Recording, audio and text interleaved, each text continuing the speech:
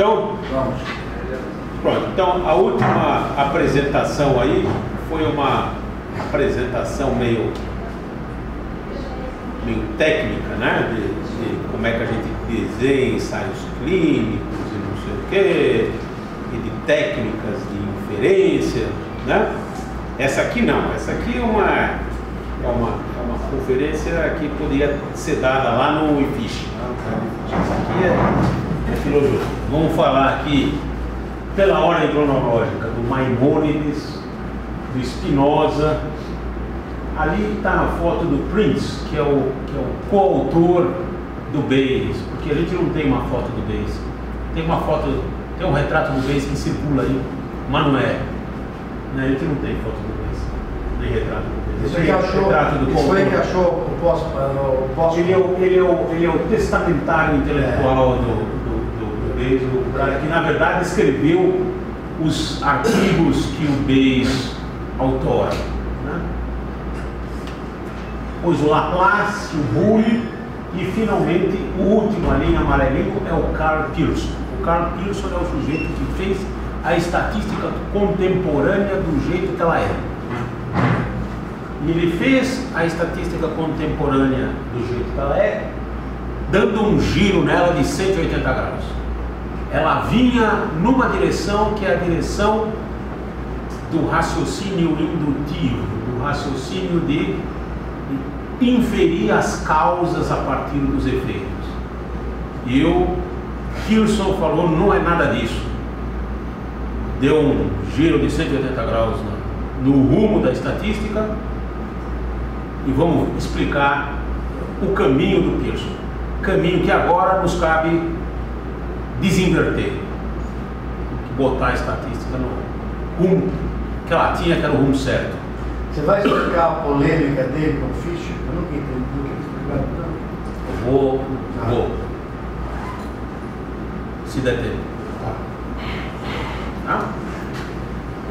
Então, o Karl Pearson é um sujeito de muitas raízes em mármore, muitas raízes e muitos galhos. Sabe? Ele começa a vida dele como estudante de filosofia e ele vai estudar um filósofo que todos vocês devem conhecer, que é o Spinoza, né? Filosofia 101 ou é Descartes ou é Spinoza, né? É sempre assim, né? Todo mundo acho que conhece o Spinoza, né? E o Spinoza, tá certo? Tem o livro que ele descreve a filosofia dele de forma racional, que é o Ética, né? Ordem geométrica demonstrada. Esse é um jeito de entender a filosofia de Spinoza.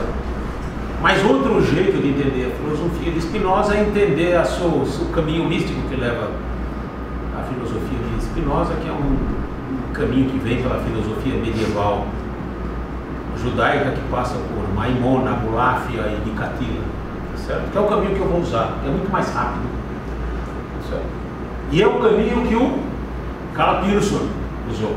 Pearson foi estudar todo esse povo aí, e já vão entender porque que estudo é importante, certo? Depois de estudar o Spinoza e o Maimônides e todo esse pessoal aí, o Pearson começa a ter segundas ideias a esse respeito. Ele acha que o Spinoza, que era o herói dele, não está mais tão certo assim, e ele tem uma grande crise filosófica e religiosa.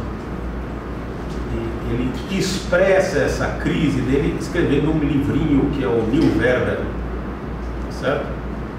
Que é um livrinho que na minha é um livrinho que tem 3 personagens, tá certo? O Arthur, que para mim é uma personificação do Pearson, o Rafael, que para mim, na minha leitura, é uma personificação de Spinoza, e a Ethel, que é a noiva dele, que é para mim uma personificação da Sofia grega ou da Shekhinah hebraica, certo? Conhecimento que o homem pode ter das causas.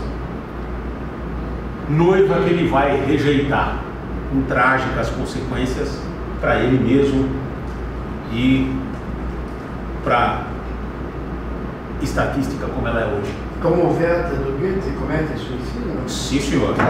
Sim, senhor. Tem que ter. Né? Depois ele escreve as conclusões dele tanto nessa forma romântica aí do New Werder, como em artigos de filosofia mesmo, tá certo? E depois de ter a sua filosofia em ordem, ele vai tentar pôr essa filosofia em prática. Ele vai primeiro tentar isso fazer física, tá certo? Ele vai tentar fazer física do éter, e já vamos ver por que a física do éter se contrapõe à física atômica, tá certo? Ele não gosta de átomos porque átomos são agentes causais por excelência. Então ele vai combater os átomos e vai tentar estabelecer uma física sem causas, uma física do éter. E bom, ele está com os burros na água, depois ele vai tentar fazer genética, pelas mesmas razões, ele vai tentar combater os genes, porque os genes também são agentes causais por excelência. E no final ele vai fazer estatística, ele vai inventar estatística. Os positivistas lógicos, eles querem pegar a ciência e dar uma limpada na ciência para arrancar da ciência toda a metafísica. O Pearson é muito mais radical. Ele quer construir uma linguagem que é a linguagem da filosofia frequentista, de modo que as pessoas, ao fazer ciência usando a estatística frequentista, a ciência já sai direito, já sai sem contaminação metafísica alguma. E, em grande parte, vamos ver que ele consegue. E tem aquele ditado, né? Cuidado com aquilo que você quer, porque de repente você pode conseguir. Aí, ó, aí, que nem o Werther, você acaba se matando com aquilo que você quiser. Tá certo? E tudo isso tem a ver com probabilidades inversas ou indução, que é o estudo de inferir as causas a partir dos seus efeitos, certo? Que é o caminho que vinha sendo trilhado pelo Bayes, pelo Laplace, pelo Boole, tá certo? Que são os carinhas aqui dessas fotos todas, né? Até que o Pearson diz que está tudo errado e inverte o curso do barco. E vamos em frente, tá certo? Então, boa parte dessa apresentação é a minha leitura do New Werder, que não é a leitura padrão do New Werder. A leitura padrão do New Werder, padrão porque a única pessoa que se dedicou a esse livrinho com afinco foi um cara que chama Porter, tá certo? Que é o biógrafo do Pearson, tá certo? Ele lê esse romance entre a Ethel, o Arthur e o Rafael como uma fé homossexual entre o Arthur, que é o Pearson mesmo, entre o Rafael, que é um amigo do Pearson, e a Ethel, na verdade, seria a personificação de um amor homossexual do Pearson. Será que a leitura do Porter está certa ou está errada? Não sei, não tem como dizer, porque ele se vale para chegar à interpretação dele de fontes muito escusas, tudo material não publicado, cartas.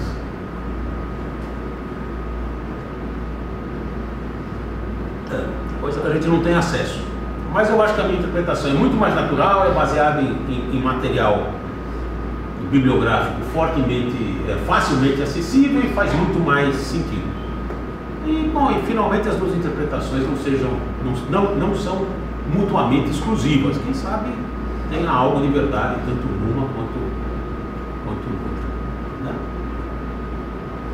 Então vamos tentar entender o que é esse romance aí, o New Werder, certo?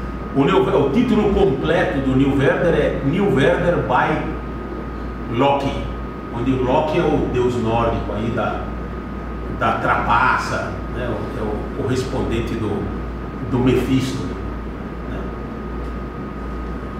Loki é pai da deusa nórdica Hel, né? É o nome do inferno. E a gente vai ver que, bom, não sai nada de bom desse caminho que o Pearson escolheu. Mas vamos começar entendendo a filosofia do Spinoza naquilo que é importante para a leitura que o Pearson fez do Spinoza. A epistemologia do Spinoza se baseia em 3 princípios, certo? Que são Deus sive natura, cognitione causae leges naturalis universalis e amor dei intellectualis. Ele expõe isso de forma racional no livro dele que todo mundo conhece, que é o Ética Ordine Geométrico Demonstrata, e o Pearson sabe esse livro de cor e salteado, ele escreveu artigos a respeito, certo? Tem um review dele no Cambridge Review do livro do Pollock sobre Spinoza, certo? E o Pearson também conhece outro caminho para a filosofia do Spinoza, que são os antecedentes medievais, certo? Da filosofia do Spinoza. Inclusive o Pearson também escreve um artigo na Mind, que é Maimônides Spinoza, né? E é esse o caminho que o Neil Werder sugere como o caminho privilegiado de leitura, certo? Caminho altamente místico, certo? Esse Neil Werder começa o encontro entre o Arthur, eu vou passar a chamar os personagens pelos seus correspondentes. O Arthur é o Pearson e o Rafael é o Spinoza. Então, o Pearson encontra o Spinoza na biblioteca, tá certo? O Arthur vai lá procurar um livro do Maimônides, ele encontra na biblioteca o Rafael, né? Que está lá com um livro, nunca tinha visto o Rafael na vida, o Rafael está lá com um livro do Maimônides na mão e, sem dizer uma palavra, entrega o livro do Maimônides para o Arthur barra Pearson, como se ele soubesse exatamente o que ele queria.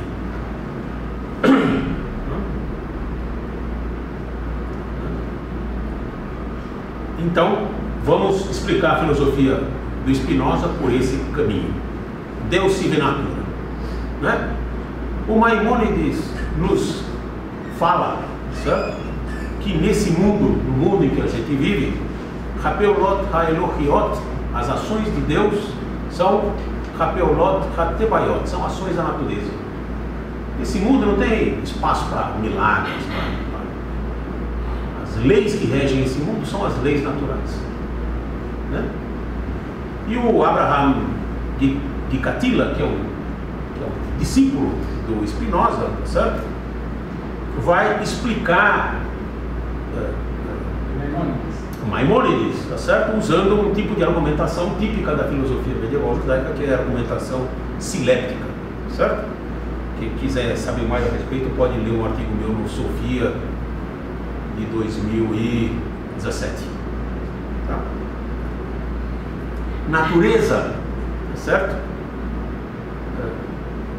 É Teba, né? Teolota, Tebaiot, ações da natureza. O que é a natureza? Tá certo? O mesmo radical que dá a palavra Teba, natureza, é também um verbo, o verbo tabá, que significa estampar, cunhar, formular, né? Assim como um tipo que cunha uma moeda, né? Esse mesmo radical, esse mesmo shoresh dá origem também à palavra matbeia, né?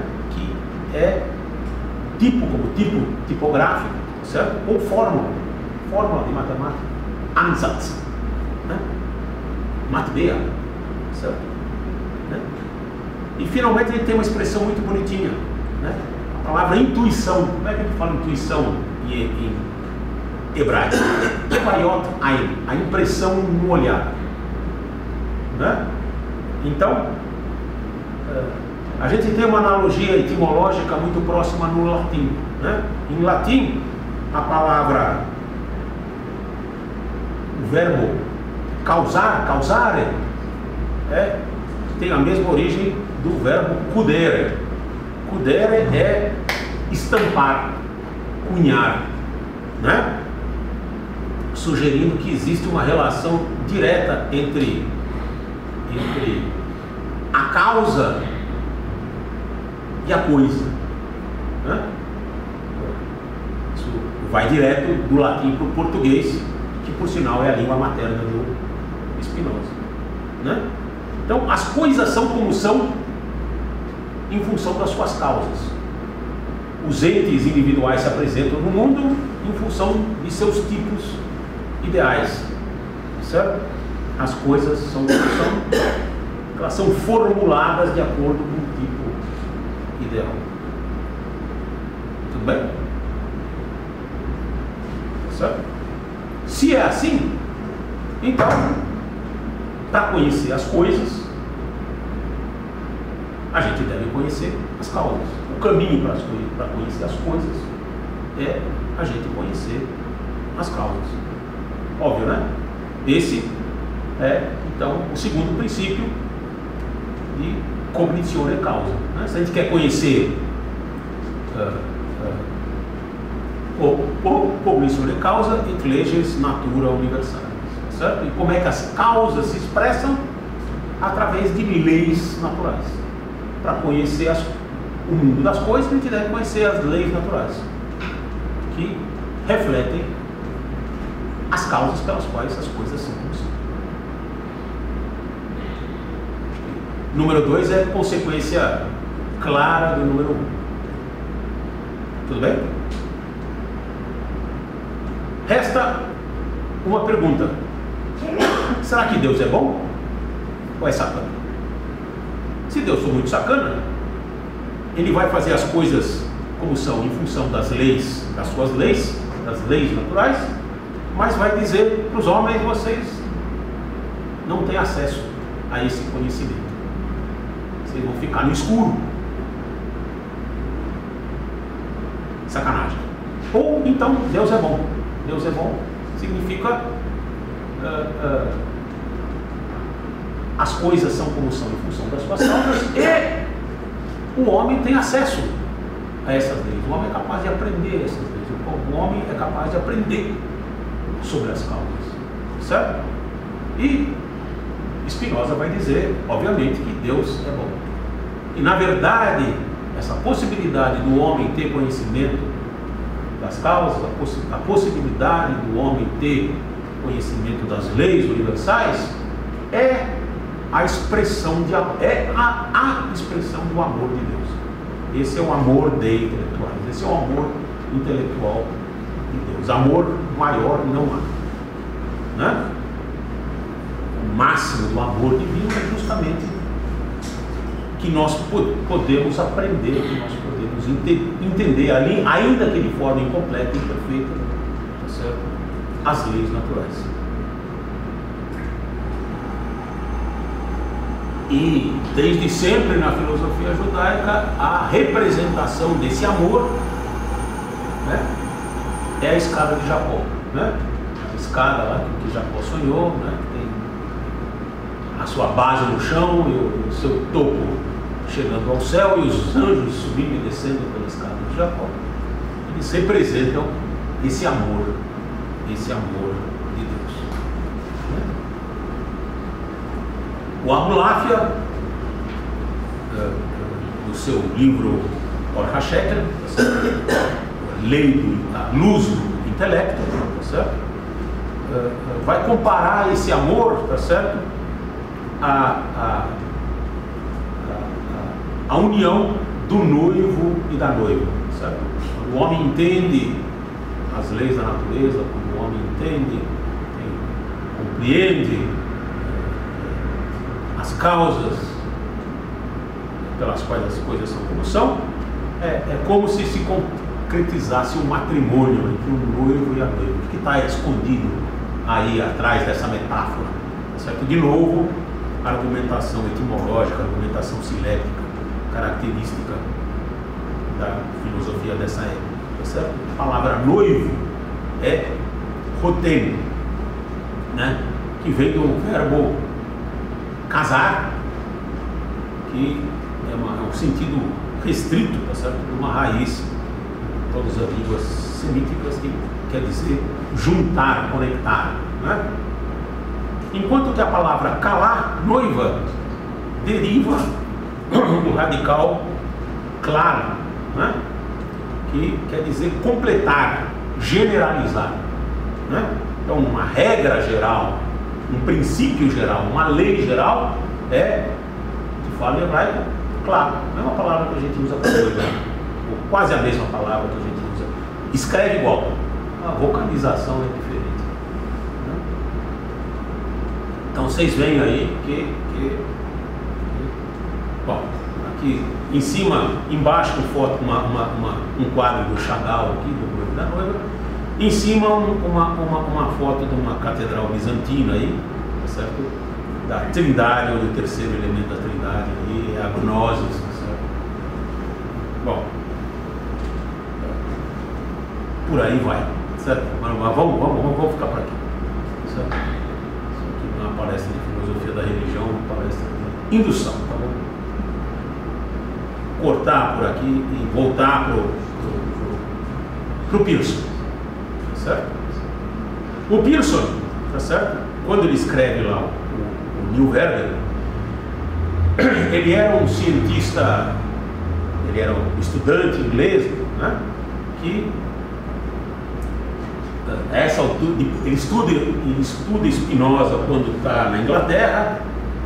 Quando ele começa a rejeitar o Spinoza, ele vai para uma viagem de estudos na Alemanha, fica fascinado com a filosofia alemã.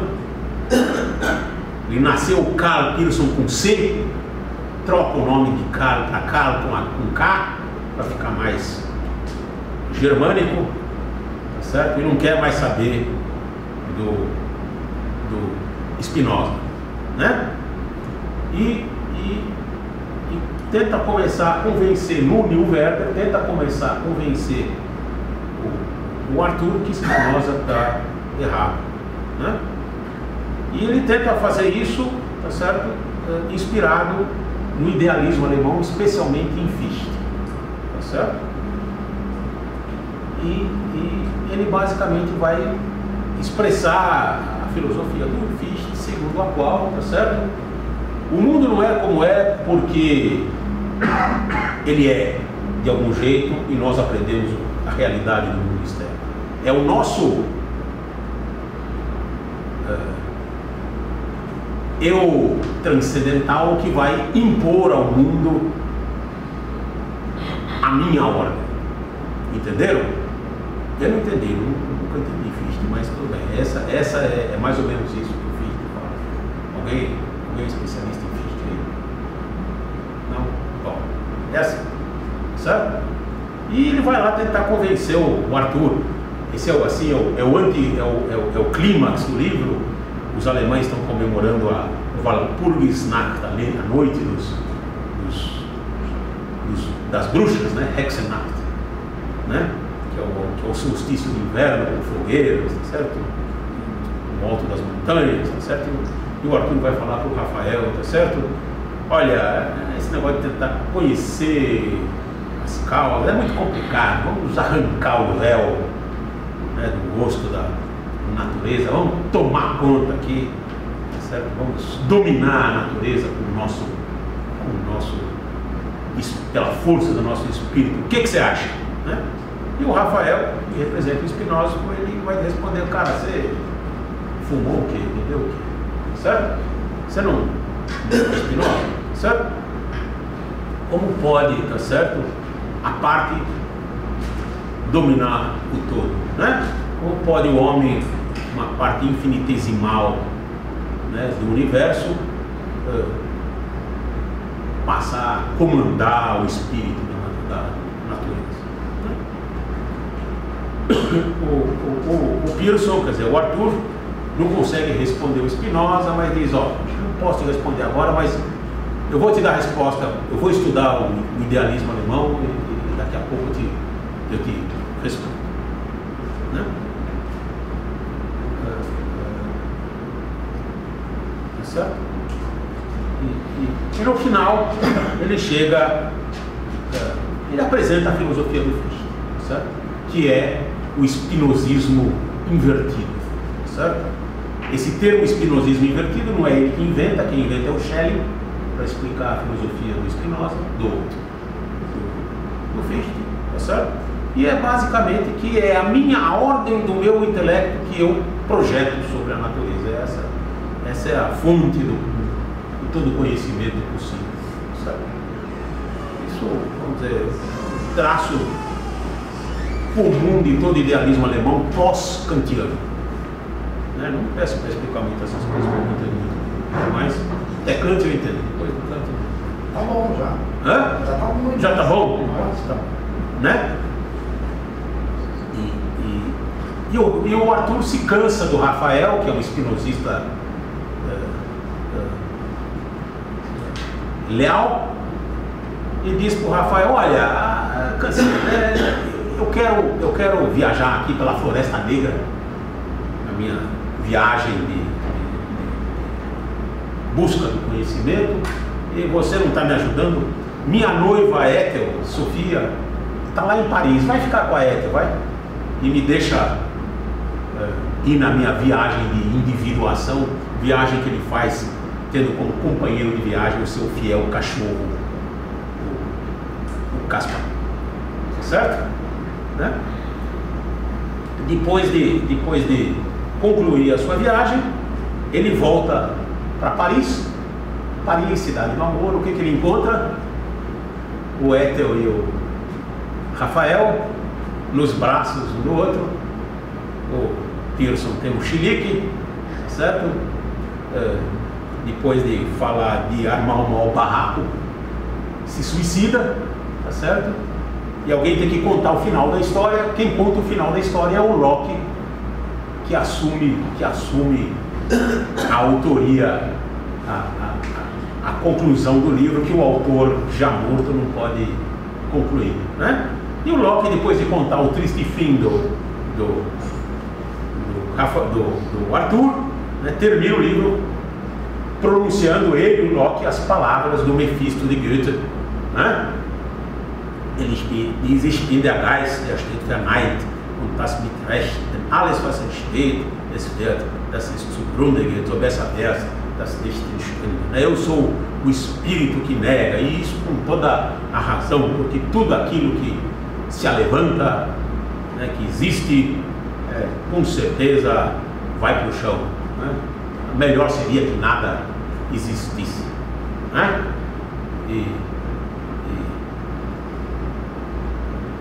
O Pearson vê com toda clareza onde vai dar esse caminho, mas não faz mal, ele vai em frente.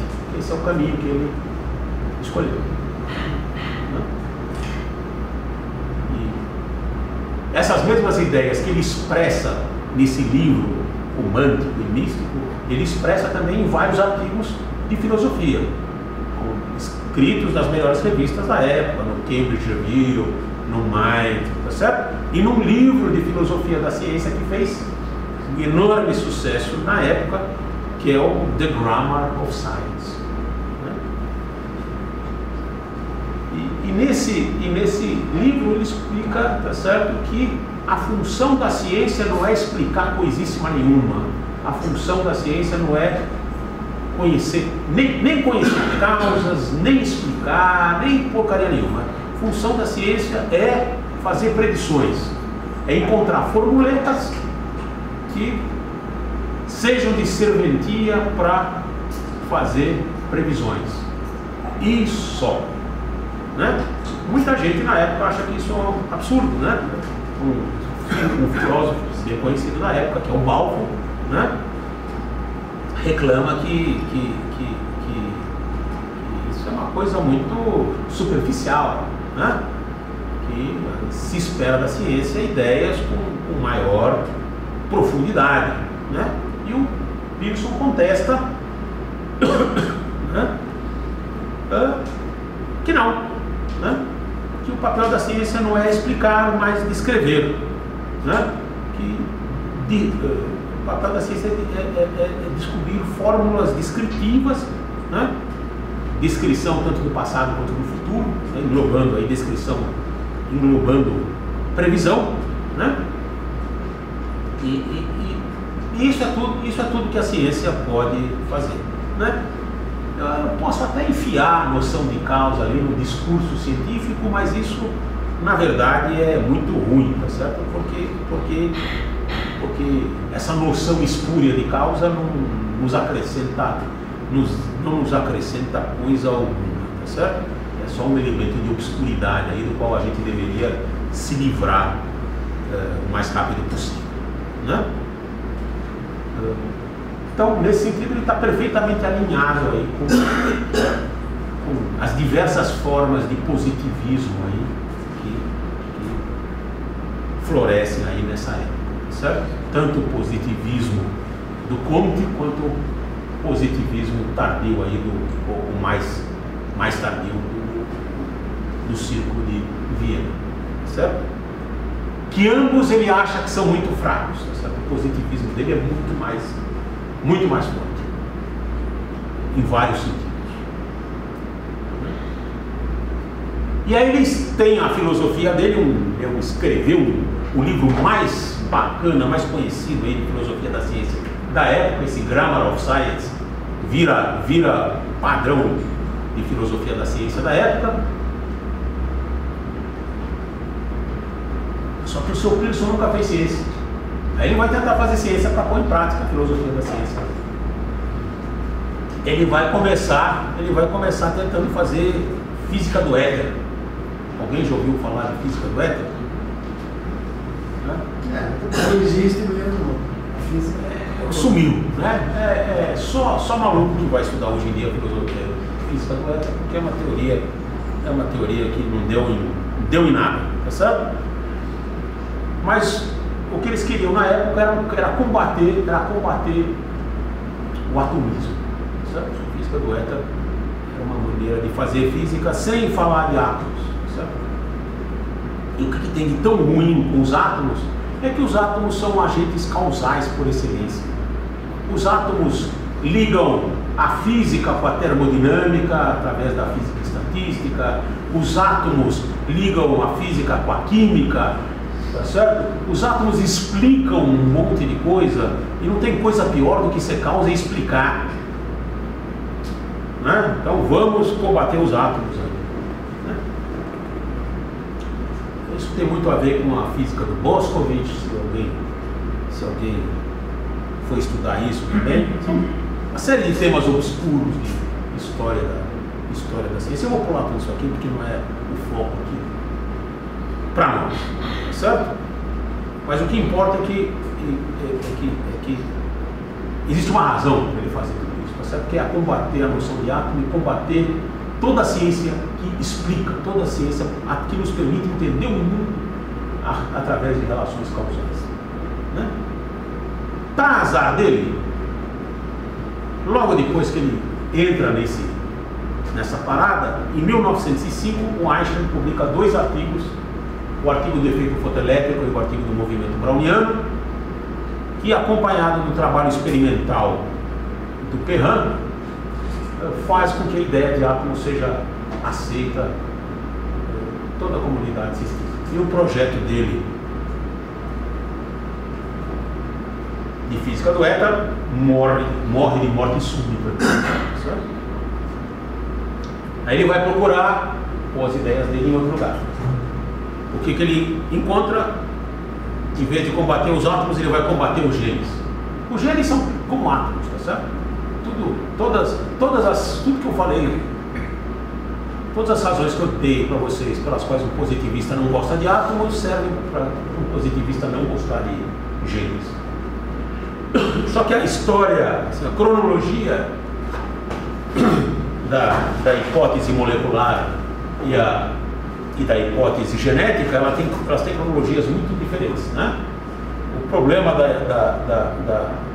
da hipótese molecular estava resolvido foi resolvido entre 1905 e mais 5 anos de trabalho experimental do Perrin. Evidências a favor de uma entidade genética, né, surgem com Mendel, mas o Mendel estava trabalhando, ele era um monge católico que trabalhava lá no mosteiro da Morávia, ninguém leu as coisas que ele escreveu. O De Vries redescobriu várias coisas do Mendel no final do século XIX, e o pessoal ficava procurando cadê o Gênesis, e cadê o Gênesis é algo que só foi respondido quase um século depois do Mendel, com o trabalho do Watson Crick, em 1950, tá certo? Então aí parece que o Pearson tinha espaço para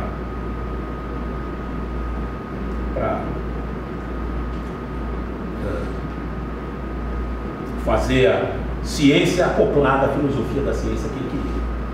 Tá? E assim foi. Depois de não ter mais o que fazer em física do éter, ele foi procurar algo para fazer em genética e encontrou o Francis Galton, que tinha um laboratório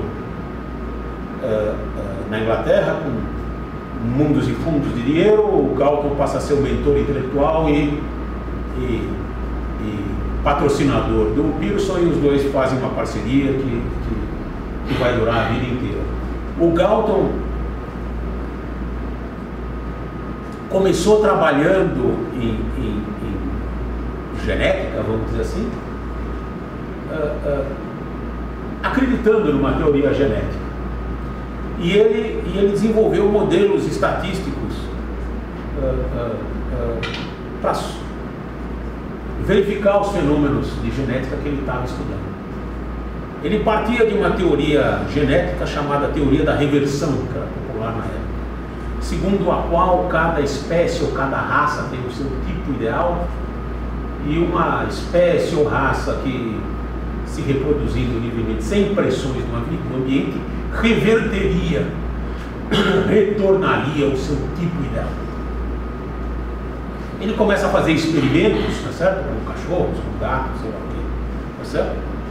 Ele desenvolve um modelo matemático para descrever a evolução de características ao longo das gerações, e o modelo que ele inventa é o que hoje a gente conhece como o modelo de regressão, né? Ajustar uma reta. E ele chega a uma conclusão surpreendente para ele mesmo, tá certo? Que esse modelo de regressão explica muito bem os fenômenos que ele está observando, mas que esse fenômeno de regressão, esse processo de regressão, não implica em de forma alguma, uma reversão do tipo ideal. Muito pelo contrário, ele parece indicar, tá certo, uma evolução aleatória, né? Um processo evolutivo, um fator aleatório, que pode ser, que prescinde aí da teoria de reversão aos tipos ideais, tá certo? Então ele é levado a abandonar a teoria genética, pelo menos a teoria genética como ele a concebia. E aí os dois se encontram, e ambos desiludidos, o Pearson desiludido com o Spinoza, o Galton desiludido com a genética revertiva, tá certo? E ambos se colocam para trabalhar numa teoria de genética de populações, de evolução de populações acausal. Essa teoria acausal os leva a concluir que as populações, na ausência de pressões, evoluem sem destino. As pessoas se tornam medíocres, revertem a média. Então, ambos criam a ciência da eugênica, certo? Que é também conhecida como higiene populacional, segundo a qual você deveria disciplinar o processo de acasalamento e reprodução para melhorar a raça, tanto para animais quanto para humanos, tanto faz. Certo? Ele era parente do Darwin. Hã? Ele era parente do Darwin. Ele era sobrinho do Darwin, certo? Isso explica em parte o interesse dele nessas coisas, certo? Tá certo? Então, ele põe o seu intelecto a melhorar as técnicas estatísticas que o Galton começou a desenvolver de forma muito incipiente, tá certo? A história de ajustar retas, que hoje a gente chama de regressão, ele desenvolveu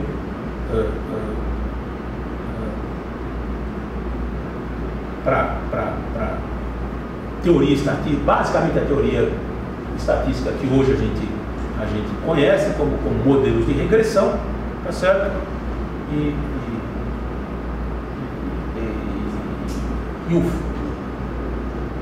o cerne ali do modelo de regressão é a matriz de correlação, né?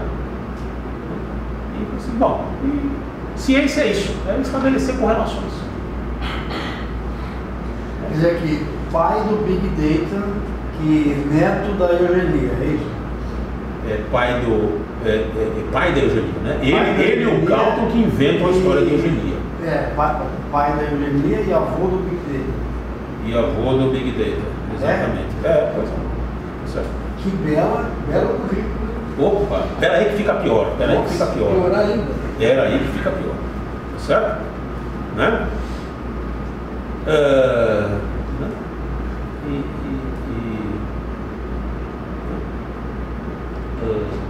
Então ele inventa o método de mínimos quadrados. Ele não inventa o método de mínimos quadrados. Tem um monte de coisa. Vou poupar vocês da história dos métodos de mínimos quadrados. Quem inventa o método de mínimos quadrados é o Gauss, tá certo? Depois tem um monte de gente que vai desenvolvendo a teoria estatística, mas ele fecha tudo, tá certo? E compila, ele desenvolve métodos assintóticos para calcular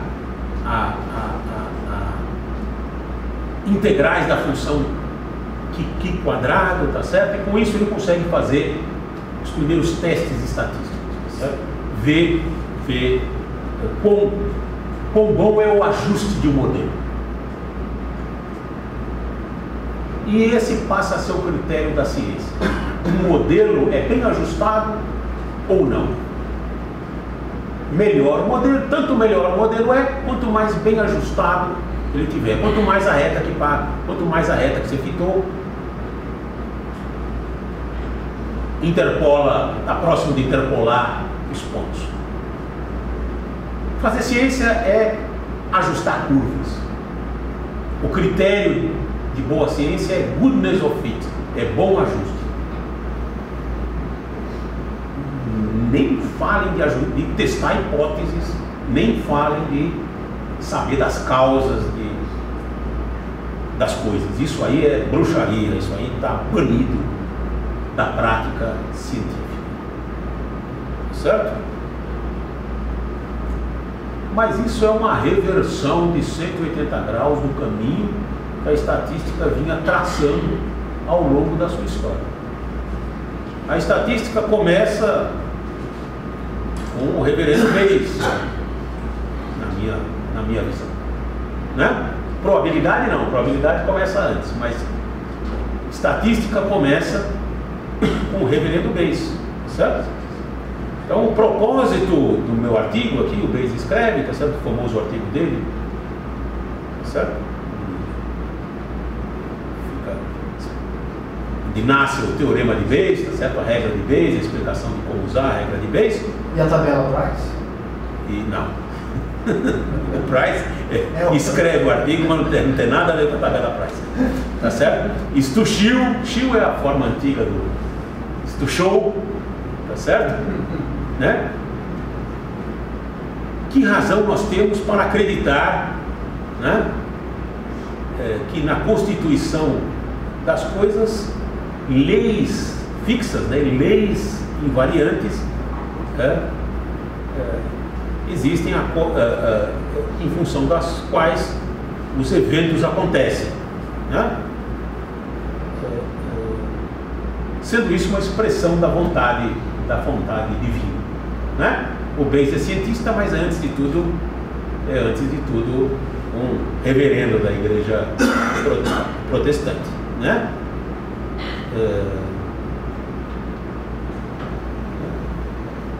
Então, a função aí da pesquisa dele, tá certo? É saber, tá certo, das causas estáveis, tá certo? Ou regras da natureza, tá certo? Por trás das observações que incorporam chance e irregularidade, tá certo? Essa é a visão do Bayes. E o Bayes e o Spinoza saíram por aí de mãos dadas, né? O Bayes não sei nunca ter dito isso. O trabalho dele é spinoziano por excelência, né? Tá certo? Concorda com isso? Né? Ele está à procura do conhecimento das causas. Ele desenvolveu um método pelo qual eu posso ter acesso, a partir de observação das coisas, ter conhecimento das causas, ter conhecimento das leis que governam as coisas como elas se manifestam no mundo observável. Tá? Então, nesse sentido, eu digo que ele é um spinoziano, né? Na geração seguinte, o expoente é o Laplace, que vai falar exatamente a mesma coisa. Ele para de falar de Deus, porque ele já é um homem de uma outra época, na França, tá certo? Ele não fica falando de Deus mais, mas continua falando do conhecimento das causas, né? O livro do Laplace, o trabalho do Laplace em estatística é, tá certo? O de tentar calcular a probabilidade das causas. Hoje em dia a gente chama isso de probabilidade inversa, mas na época o termo probabilidade inversa não existia, não era usado, né? A gente falava, na época as pessoas falavam de probabilidade, calcular a probabilidade das causas. O seguinte, né? Aí na minha cronologia, vocês veem aqui que eu comecei aqui pondo essas pessoas em ordem. Você vê que o período de tempo em cada um desses personagens vai se sobrepondo com o personagem anterior, tá certo? Eles vão contínuo aí. O período de tempo que um vive vai dá para imaginar que um vai passando a bola para o outro aí. Cadê? O seguinte é o bullying, né? No seu livro aí do Laws of Thought, livro que o Walter já leu de trás para frente e de frente para trás 31 vezes, certo? Sabe de coisa ali que nem o bullying sabe que ele escreveu, o Walter sabe, tá certo?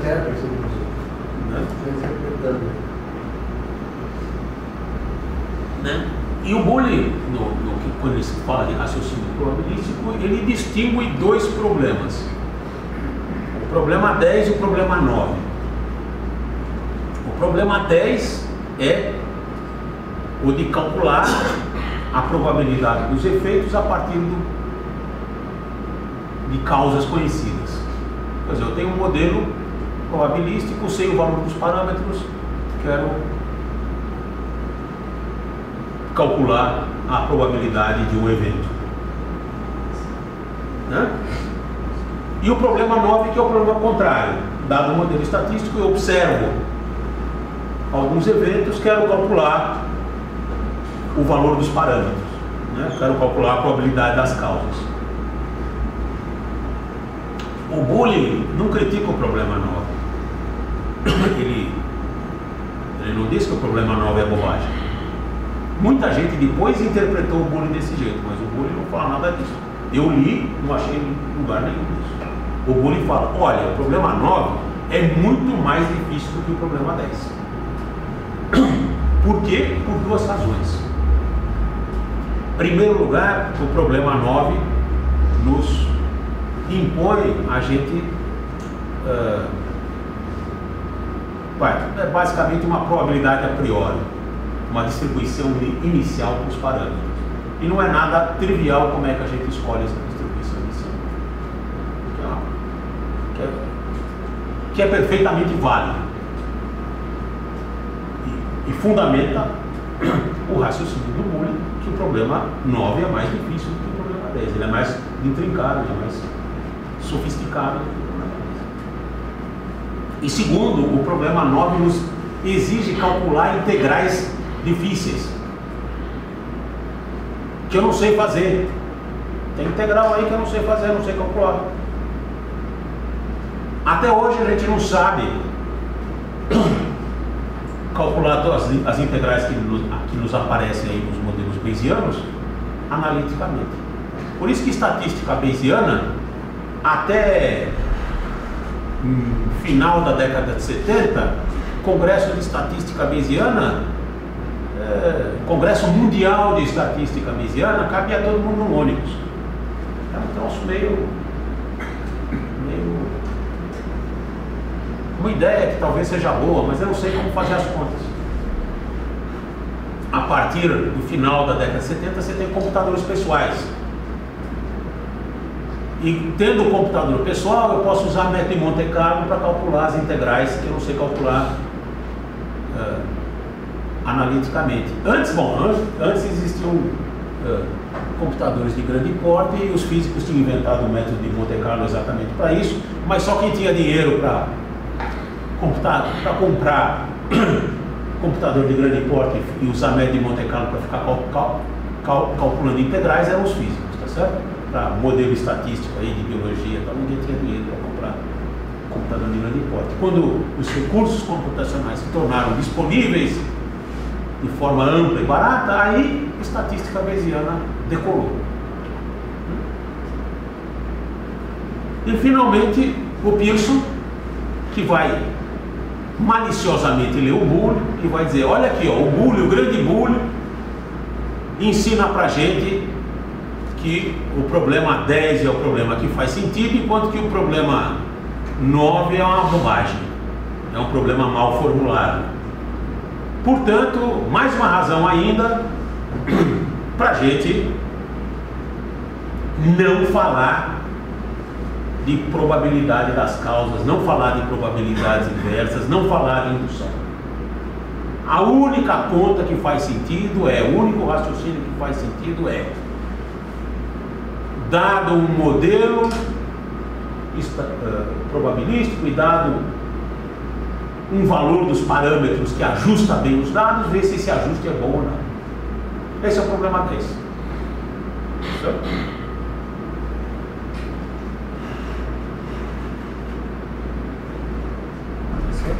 E o Pearson vai desenvolver, então, como eu já falei para vocês, uma série de ferramentas matemáticas para resolver o problema 10.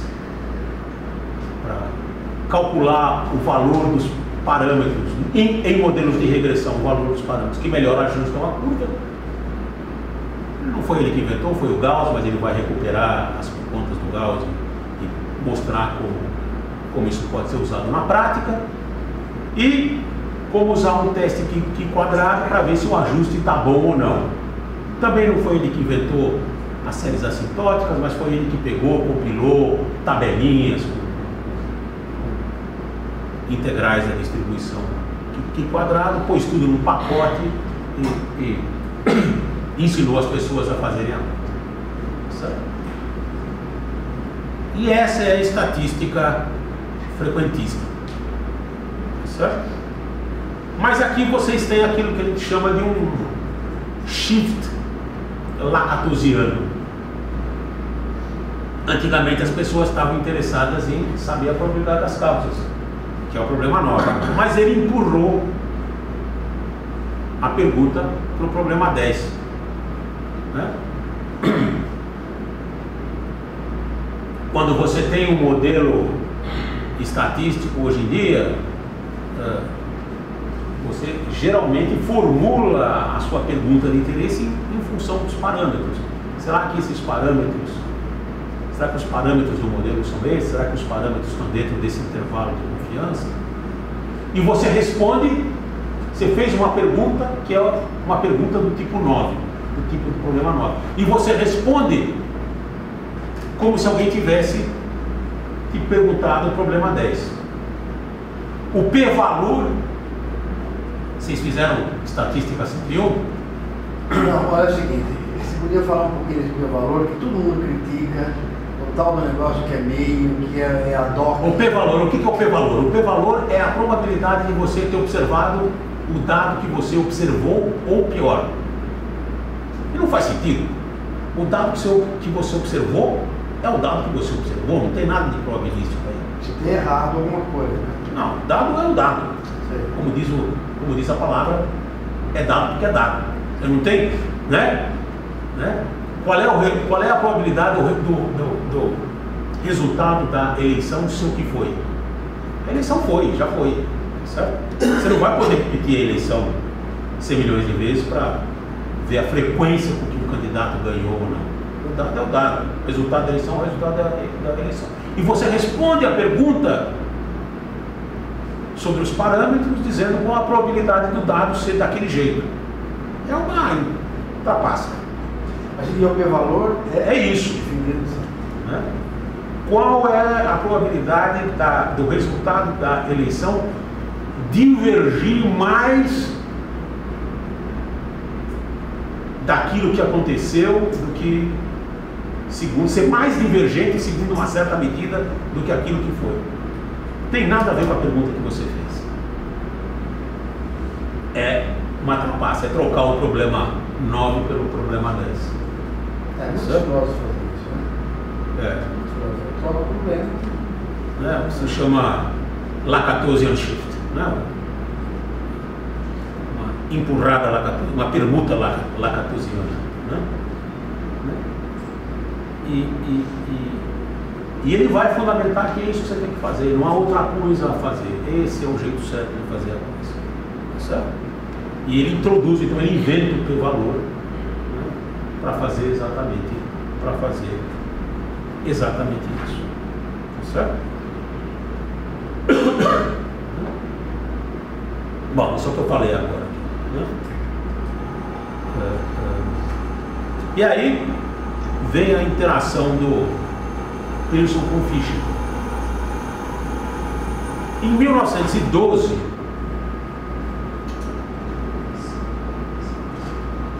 o Pearson era um matemático melhor do que o Galton, mas ainda assim não era lá grande coisa. O Fisher é um matemático muito melhor do que o Pearson. E o Fisher vai tentar limpar a teoria de modelos de regressão que o Pearson fez.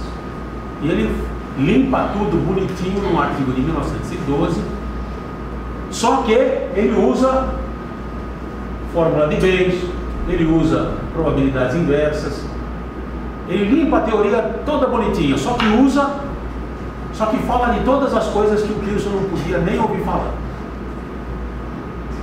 O Pearson, ele era um bully, né? Como é que fala bully em português? Um carrasco, tá certo? Ele impede o Fisher de publicar, ele manda o Fisher para puta que pariu lá trabalhar num laboratório de genética, no fim do mundo, tá certo? Por quê? Porque ele vai explicar o que o Pearson fez usando todos os conceitos que o Pearson odeia, né? O Pearson, coitado, o Fisher, coitado, apanha que nem um cachorro, tá certo? E passa 10 anos reescrevendo o artigo. Em 22, ele apresenta a versão politicamente correta desse mesmo artigo. Ele não fala mais de probabilidade inversa. Tem que usar uma função lá que é a probabilidade inversa. Mas para não falar que aquilo é a probabilidade inversa, ele inventa a função de verossimilhança, né? A função de verossimilhança é a função probabilidade inversa, só que com uma constante de normalização, sem a constante de normalização, né? Ele tem todo o cuidado de dizer, essa função tem nada a ver com probabilidade, né? Não integra um, então não há como interpretar isso como probabilidade, certo? Inventa ali toda uma linguagem, né? Uma linguagem nova, que é a linguagem da estatística frequentista, na qual ele apresenta o mesmo trabalho que ele tinha feito em 1912, só que de forma politicamente ou filosoficamente correto, né? É um paper matemático escrito de acordo com a cartilha positivista do seu Pearson. Aí o Pearson publica na melhor revista, paparica o Fischer, levanta o Fischer, tira o Fischer lá da lama, né? Faz Fischer vira o rei da cocada preta em função do artigo de 22, que é o artigo de 12 reescrito de forma filosoficamente correta. E é um trabalho genial, certo? Se você escrever as conclusões do seu projeto de pesquisa usando a linguagem da estatística frequentista, assim como ela foi formulada pelo Fischer, ninguém vai precisar limpar depois o seu trabalho para tirar a metafísica do seu trabalho. Ele já vai nascer filosoficamente correto, sem causa, sem explicação, sem qualquer contaminação metafísica. Tá certo? Mas, pobre Fischer. Fischer vendeu, na minha leitura, claro, Fischer vendeu a alma ao diabo e depois passa a vida inteira tentando recomprá-la. Porque nessa linguagem, na cartilha pearsoniana, não existe espaço para testar hipóteses. Só existe espaço para testar o ajuste de um modelo. Certo? E ele vai se envolver depois que ele já tem o seu lugar ao sol, ele vai tentar usar a mesma linguagem para fazer teste de hipótese. O que é inconcebível do Pearson, tá certo? Inventou toda a brincadeira para parar de falar de leis e de causas. O Fischer nunca entendeu muito bem as filosofias do Pearson e vai tentar falar de teste de hipótese, que é o que a freguesia dele está pedindo. Os cientistas querem testar suas hipóteses científicas, não estão nem aí para a filosofia do Fischer. Só que ele não pode mais usar a linguagem da estatística bayesiana, ele não pode mais falar de filosofia inversa, afinal a glória e a fama dele estavam atreladas a todo um trabalho que ele fez para destruir essa linguagem. Como é que ele vai fazer? Aí ele tenta, vocês já viram aquele sujeito que chamava, aquele motociclista americano que pulava o Evel Knievel, né? Ele tenta fazer um malabarismo lá do Evel Knievel, tá certo? Ele vai tentar inventar um negócio que chama estatística fiducial, que tenta recuperar alguns elementos da estatística bayesiana mas mantendo a linguagem que ele inventou lá para a estatística frequentista. Não dá certo, tá certo? Mas ele vai tentar voltar, tá certo? E assim a gente vai, tá certo? Depois, todo esse debate sobre o fundamento da estatística entra assim, sai de moda, tá certo? Nas décadas de 40, 50, 60, você tem uma nova geração que vai escrever livros de estatística usando a linguagem frequentista, mas já tendo esquecido completamente da filosofia do senhor Pearson, tá certo? E aquilo vira uma feijoada, um fundir aí de ideias que não tem nenhuma coerência, filosófica, sabe? As pessoas desgostaram da filosofia, dos fundamentos da estatística. Eles escrevem no livro, vamos aprender a fazer a conta aí do jeito que funciona e toca o barco.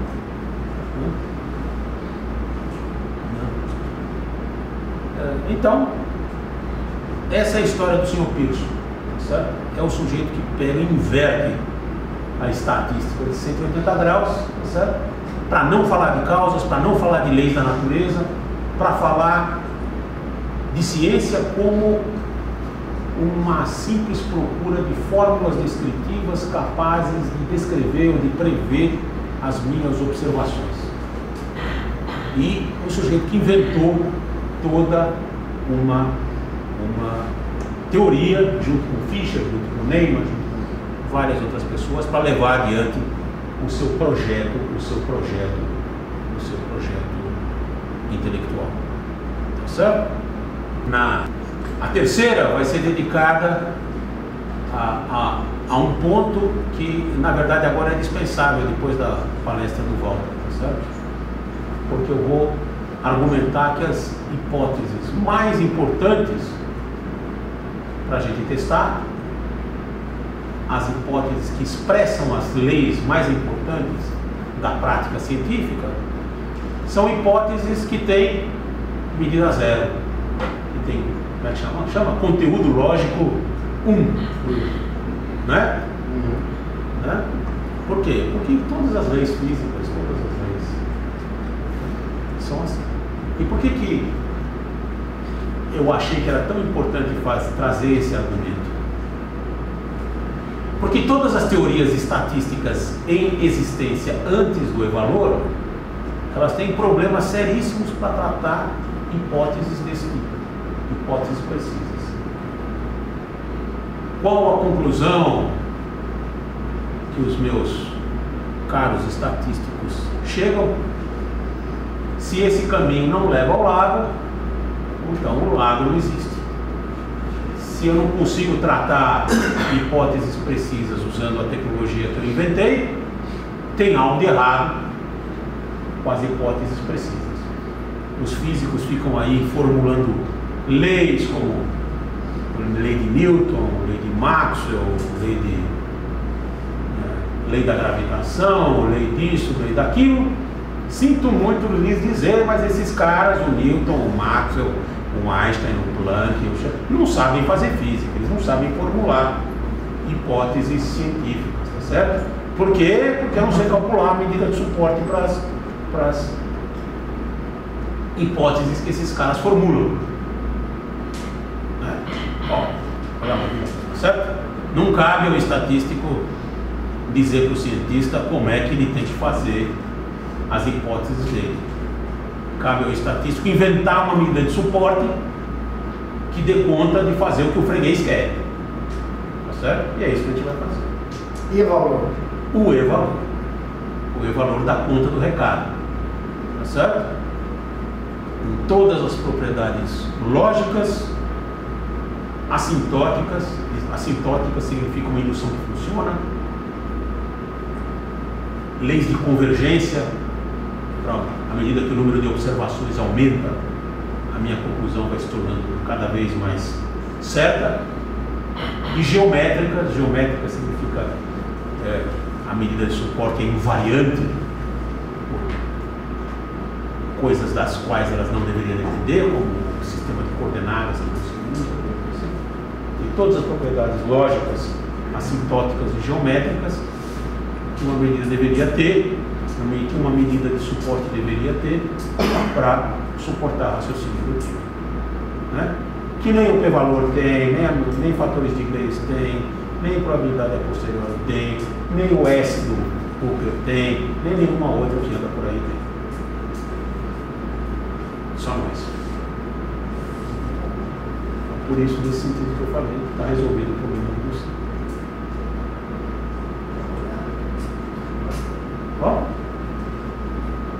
Muito bom. Dúvidas, protestos, reclamações, problemas financeiros, problemas amorosos, resolve qualquer coisa. Eu fiquei curioso de como seria a física do éter. A física do éter, tá certo? Ixi, Como funciona? tá certo? Tá certo? A física do éter ele parte do princípio que existe um meio análogo a um fluido que preenche todo o universo, tá certo? Ele vai explicar todas as leis da física de um ponto de vista fenomenológico a partir das propriedades desse fluido, certo? E ele imagina que átomos são regiões, tudo que eu posso explicar com átomos, eu posso explicar a partir de bolhas dentro desse fluido que pulsam, certo? É um fenômeno conhecido de mecânica de fluidos, que se eu ponho duas bolhas, duas bexigas pulsantes dentro de um fluido, pulsando sincronicamente, aparece uma força de atração entre essas bexigas, certo? Entre essas bolhas, certo? Então ele vai explicar coisas como forças de atração através de fenômenos desse tipo, e vai prescindir aí do conceito de força, que é outro conceito que ele não gosta, que também é um agente causal, tá certo? E vai tentar fazer toda uma série de modelos fenomenológicos que na cabeça dele levam adiante esse projeto filosófico, tá certo? Tem um livro do Whittaker aqui, né? A história de teorias do éter, tá certo? Um livro enorme em 2 volumes, tá certo? Que tudo que você quiser saber sobre teoria do éter tá lá, tá certo? Na virada do século, tá certo? Isso era uma área de produção intensa, tá certo? Tem artigos e artigos e artigos de modelos fenomenológicos sobre teoria do éter, modelos que vão ficando cada vez mais complicados, tentando dar conta de coisas observadas que a gente não consegue entender direito, tá certo? E que não dão certo, e quando não dá certo, a conclusão é que eu tenho que fazer um modelo um pouco mais complicado para ver se explico a realidade, né? Para mim tem teoria das cordas hoje, tem exatamente a mesma cara, tá certo? Tem um departamento de física que tem 15 caras trabalhando com teoria das cordas, os caras publicam um artigo de 80 páginas mostrando que um certo modelo não dá conta de explicar alguma coisa, e a conclusão deles que é sempre que 15 é pouco, a gente precisa contratar mais 3 caras para fazer um artigo de 120 páginas, mais complicado ainda, que quem sabe dê conta do recado, né? E não dá, assim vai, né? Teoria do éter morreu de morte morrida em 1905, teoria das cordas continua. Enquanto tiver dinheiro, né? Enquanto tiver dinheiro, vai. É um buraco negro de fundos, né? Modelos cada vez mais complicados. É muito parecida a história, né? Na minha interpretação, né? Assim, modelos assim, fenomenológicos vão ficando cada vez mais sofisticados, cada vez mais complicados, e não dão conta de explicar a realidade, mas já tem um monte de gente que fez mestrado, doutorado, pós-doc nisso, aí o cara precisa continuar trabalhando nisso, porque fazer o quê? Né? Tem alguém que trabalha com teoria das cordas aí? Não, mas... Pisei no carro de alguém? Não. Só lembrar o fato de que um dos caras que mais publicou no início das pesquisas, o Lee Smolin, ele pulou fora do campo, né? Ele se deu conta que, enfim. E aí ele publicou um livro explicando porque que ele saiu fora, percebeu que é um barco furado, né? Se chama The Trouble with Physics. Lee Smolin. Júlio, uma pergunta. Tem uma semelhança muito grande da agenda do Pearson quanto a esse ponto com a do Mach. Você sabe de alguma interação entre eles? O Pearson é fortemente inspirado pelo Mach, tá certo? Pelo Clifford, que é outro sujeito que tenta fazer física desse jeito, tá certo? O livro do Mach, né, de Mechanik in seiner Entwicklung, é um paradigma de como fazer física sem forças, sem qualquer agente causal, né? O Pearson adora esse livro, adora o Mach, tá certo?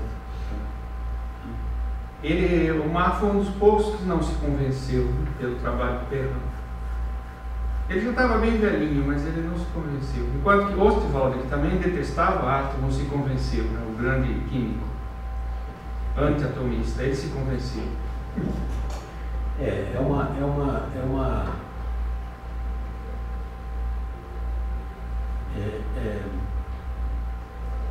Existem razões muito fortes para você se convencer, né? Ah, sem dúvida. A razão muito forte para você se convencer é que a teoria, é que o modelo do Einstein, tá certo? Ele cria aquilo que eu chamo de alinhamentos ontológicos, tá certo? Ele pega áreas. Quando o Einstein publica o artigo de movimento browniano, tá certo? Tem gente que critica muito fortemente o artigo do movimento browniano, porque o artigo do movimento browniano, tá certo? Ele olha, o chamado abordagem mesoscópica, tá certo? Ele olha para o átomo de um lado como uma partícula sujeita às leis da física e estatística, certo? E de outro lado, ele vai usar a lei de osmose lá, né? Ele põe as duas leis juntas para deduzir a equação do movimento browniano, certo? E as pessoas criticam muito e digam: esse argumento não faz sentido porque você está misturando alhos com bugalhos, tá certo? Você está pegando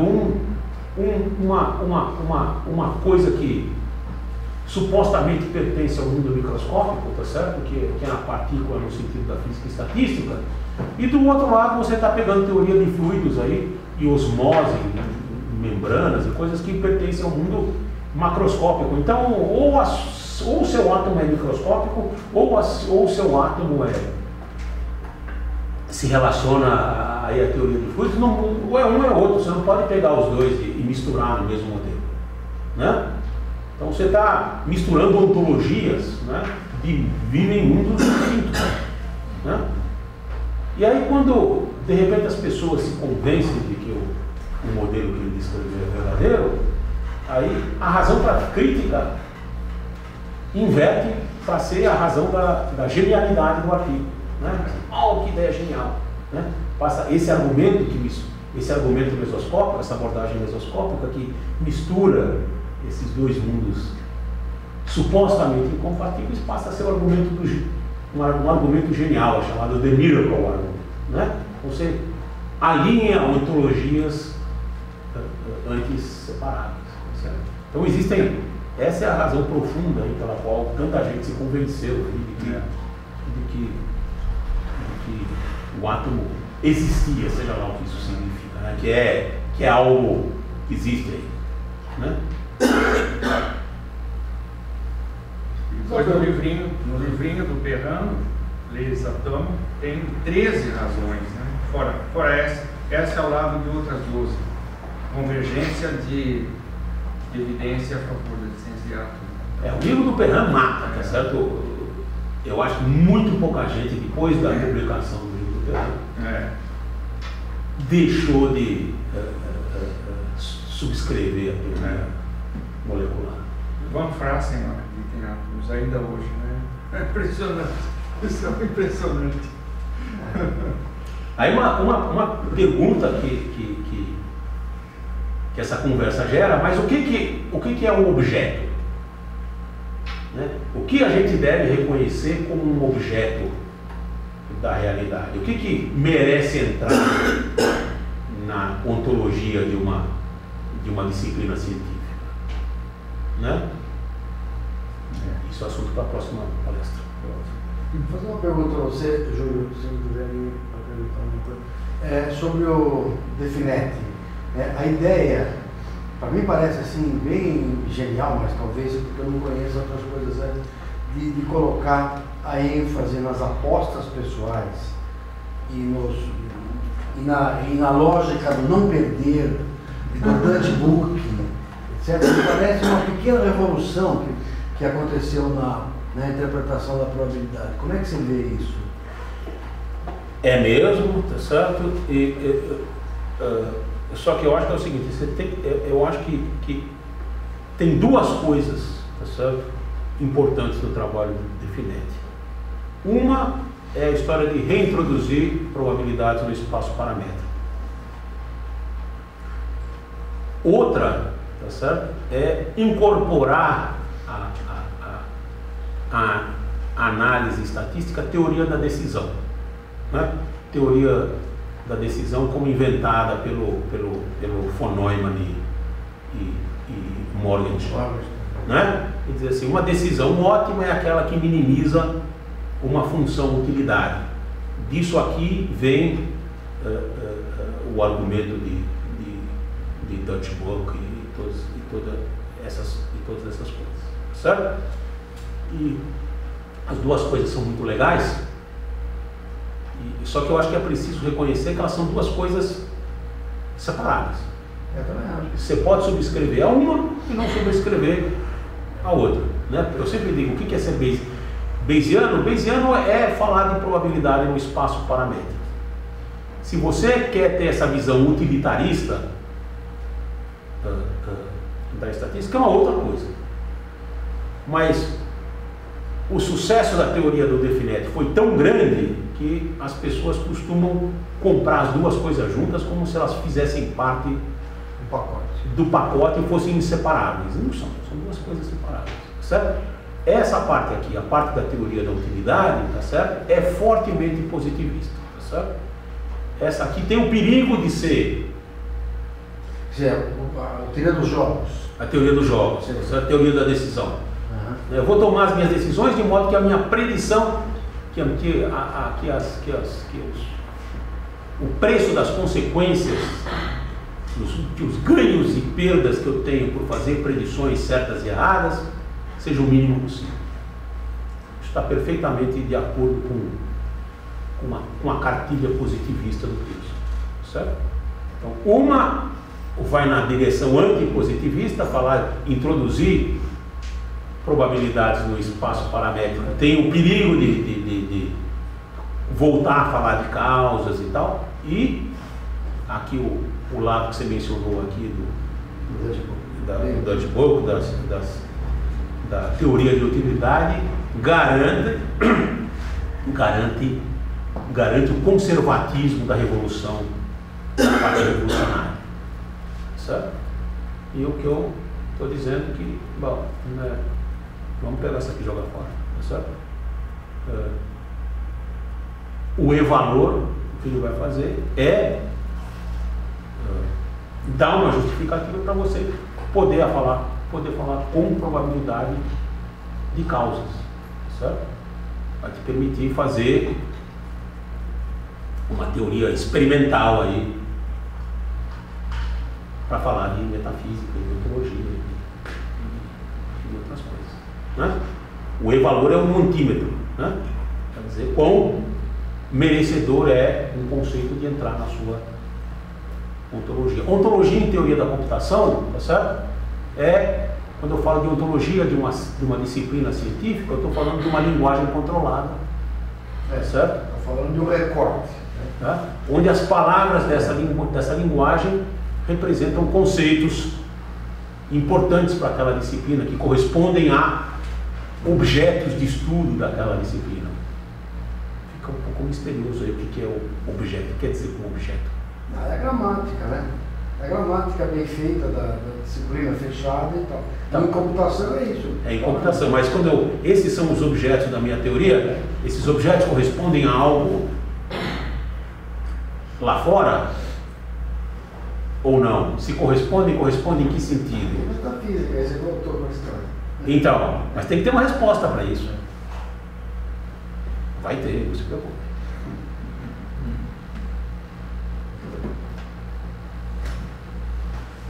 É isso. Por hoje. Muito obrigado.